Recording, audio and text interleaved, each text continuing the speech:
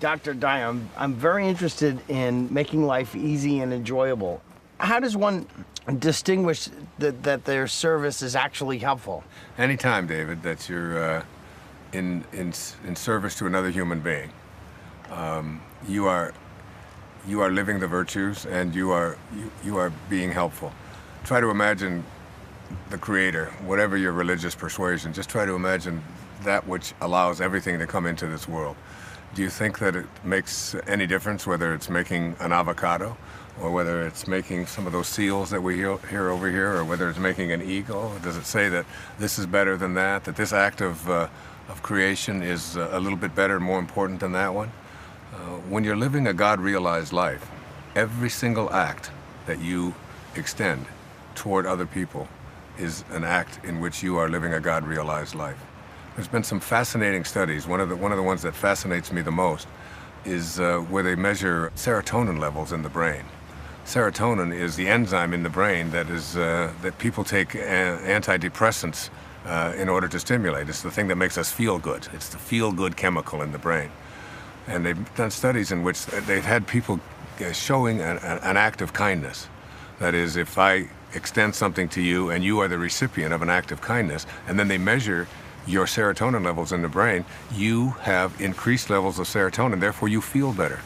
And then they've done the same study where they measured the person who was offering the act of kindness, and that person's serotonin levels increased just as much as the person who received it, which is fascinating. But the most fascinating part of that study was they noticed that when people were observing an act of kindness, all it took was to be an observer to it, and your serotonin levels would increase as well. So that if you want to see kindness improve in your life, you can either be a recipient, you can either offer it, or all you have to do is watch it. I remember the Dalai Lama once saying at a talk I heard him say, he said that if we were to take every child at the age of 5 and just teach them for 1 hour a week to meditate on compassion, that's all, just to think about compassion for 1 hour a week from the age of 5, that we could end all violence on this planet in 1 generation. That's the power of kindness, of compassion, and remembering that any act, it doesn't make any difference. You can be walking down the beach and you can just pick up a piece of plastic that someone has carelessly left there. You can pick up a cigarette butt. You can help. The other day I was coming out of my hotel, and I was on the 2nd floor, and there was some people that had set their bags out, and there were about 4 of them, and they had to carry them down the steps and over to their car. And there was an older man there who was going to have to do all of this. And as I was walking down the stairs, I just picked up 2 of the suitcases, and I just walked down the stairs with them, and I put it down. I still haven't forgotten it. I felt good, and telling that story right now means that you're an observer to it as well, and you feel good as well. That's all we have to do. Any tiny little act of kindness is something that puts you in harmony with the source. The Buddha gift story. If we're all one and the same, how are we free of each other's opinions, bad opinions? My teacher, Abraham Maslow, used to say that to become independent of the good opinion of other people is among the highest qualities of people who've reached these levels of higher consciousness, or what we're talking about, the meaning phase of our life, or the afternoon of our life. And most of us get so consumed with what other people think of us. And when Buddha offered that quote, when his devotees said, how can you be so calm in the face of all that criticism? His answer was that question, which was, someone offers you a gift and you don't accept that gift, to whom does the gift belong? And they all thought about it and then realized that when someone offers you a gift of their opinion, no matter what it is, if you don't accept it, then it doesn't belong to you. And why in the world would you ever be upset about something that belongs to someone else? It's theirs, it's not yours. And that's something that each and every one of us can cultivate. And it goes way beyond just that great spiritual story. It goes into when we put our focus on how much money am I making, or how much prestige do I have, or did I get that promotion, or did I win the game? All of that is really about being dependent upon the good opinion of other people's. You ever watch television and see when the football game is on and the cameras pan the crowd and everybody's number one, and I think, You know, only one person can be number one. You know, only one. But there's all of us out there. So even in a competitive tennis match or whatever it might be that you're doing, there's still the place within you where you can allow other people's opinions to be just what they are and to just enjoy every single moment of it.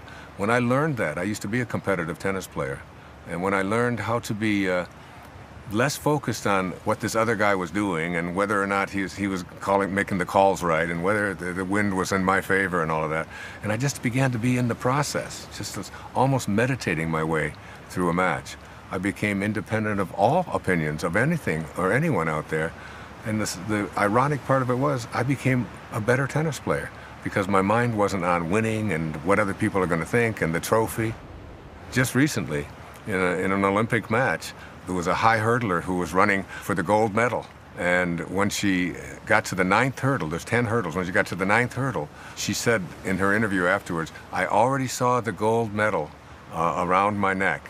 And as soon as she took her focus off of what she was there to do and onto the outcome or what other people were going to think of her and what it was going to be like to stand on the podium, she hit the hurdle. And she hadn't hit a hurdle in years. If we stay on purpose, on process, rather than on what people think and what the outcome is going to be, nothing can stop us. Nothing. Do you have any ego about not having an ego? That's a good question. It really is. You know, a lot of people who get into this on this spiritual path begin to say that that I'm more spiritual than you, and therefore that makes me better. You know. And so you have to remember that this is not, even in this whole world of spirituality and higher consciousness, it's never about being better than anyone else. As I've said so many times, true nobility is not about being better than anyone else. It's just about being better than you used to be. How can one teach or share the Tao and practice it at the same time? I'm not really focused even on teaching it.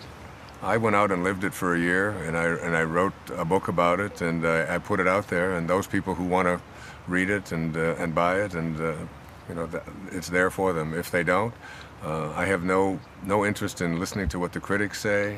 I let go of all of that a long time ago, because I think it's easier to sit in an air-conditioned booth and watch other people perform and then criticize them. I think it's much more important to just be a doer and do what you do. I don't write my books for anyone else. I don't write them to sell. I don't write them to be on the bestseller list. I don't write them to make money. I write because writing is what I am. It's in my heart. And if I can't do that, then I would feel incomplete. I would almost feel like I would die. It would be no longer any reason to live. It's never about the outcome. It's never about other people's opinion. It's not about being more spiritual than everyone else. Each and every one of us. There's not a soul on this planet. There's not a bird. There's not an ant out there that doesn't come from the same source and doesn't return to the same source. Each and every one of us are equal in the eyes of God. The divine, if we are in fact one and all, then it's going to somehow take care of itself. Is that sort of a belief in destiny? And that's another great question.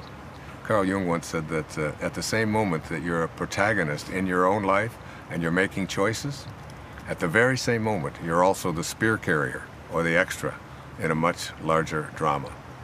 You know, we are making choices, he said, but we are all doomed to make choices, which is a paradox. You know, we're doomed, that is, it's all set up for us, and we're also making choices. And if you want to get to the highest place in the Bhagavad Gita, the great ancient spiritual text of the Hindu faith, you know, the Bhagavad Gita teaches us, that means Song of the Lord. It teaches us that you have to learn to blend the two opposites and live with two opposite ideas at the same time. I am a choice maker, I am out there, I have a free will, and at the same time, I am being lived by the Tao. And both of those, while they may contradict each other, it's the way of life, because what doesn't contradict? Think about who you are. Think about who you are right now listening to this. Who you are is this thing that's in physical form. It has a beginning, it has an end, it has substance to it, you can touch it, you can feel it, you get a hold of it. And also who you are is totally and completely invisible. That part of you which is listening to this and processing this and thinking about it and wondering about it is invisible. It has no form. You are form and formless all at the same moment. If I want to just wiggle my finger, It's an amazing thing to be able to just take this finger and wiggle it, because here's the finger and I wiggle it. What makes it wiggle it? You know, you can go inside of my brain and you can find, you know, that which allows it to happen, but you can never find the interior, the invisibleness within each and every one of us that just says, I'm going to wiggle my finger. That's just a thought. It's invisible. You can't get a hold of that. You can't grab that thought. So I am that, and I am also the finger that is wiggling. I'm both. And that paradox is something we all have to learn to live with and stop fighting it. It's just in the way of things. The comedian David Cross said, what does God get out of it? Worship, creation. If it's not too indulgent, can you speculate what you think Source receives from our contribution? There was a great Indian saint who came over to the Western world in the early part of the 20th century. His name was Vivekananda, and he offered this observation, this quote: if you want to understand what God gets out of it and how to get there, he said, go out in the springtime and observe the blossoms on the fruit trees. He said, the blossoms vanish as the fruit grows. So too will the lower self vanish as the divine grows within you. It's like a container.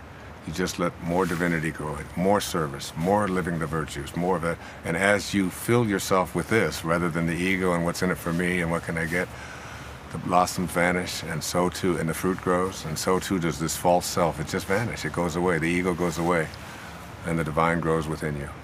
Thank you for the comfort you've given so many with your work and focus. One last question. Can I have some of your old dental floss? Because I want to sell it on eBay. On eBay. As much as you can spare, actually, because absolutely. I'm speculating that a sweater made out of it would go for top dollar. A sweater made of my dental. I like that. I'm going to tell her because I use my belly button lint for that. You know, I got a whole bunch of it saved there.